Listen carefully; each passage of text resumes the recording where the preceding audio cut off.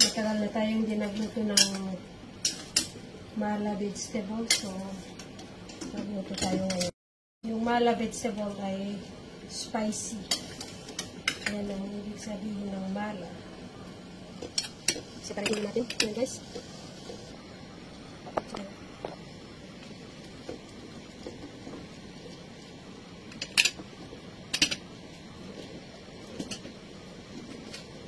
Tapos separate din.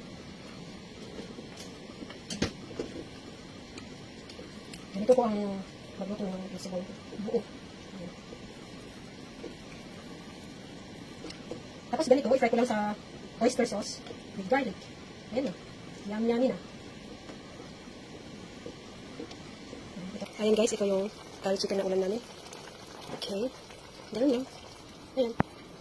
Ayan ang aming ulam. Ito hindi spicy. Kasi pag iniluto ko itong spicy vegetable ay maanghang.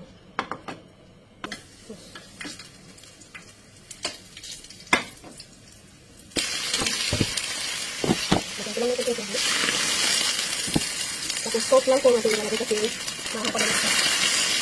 Ito ang tignan natin ng gulay namin. Walang halo-halo.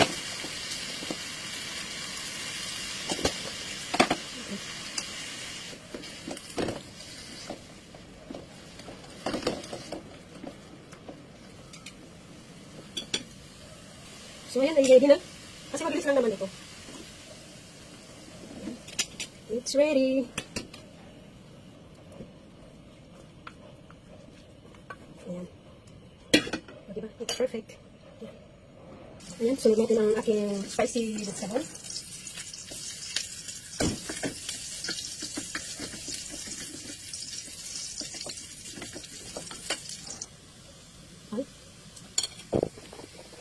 Ay, nako. Ayan, nilagay ko na yung ang aking bihon. Ayan. Ito yung transparent ba. Ayan. Pag medyo lumambot na siya, pwede nang ihalo para pantay. Ganito masarap kaya. Masarap siya. Super. Ayan. Ready na ang ating ulam. Ayan, this is our dish for tonight. Ayan po siya. It's really yummy.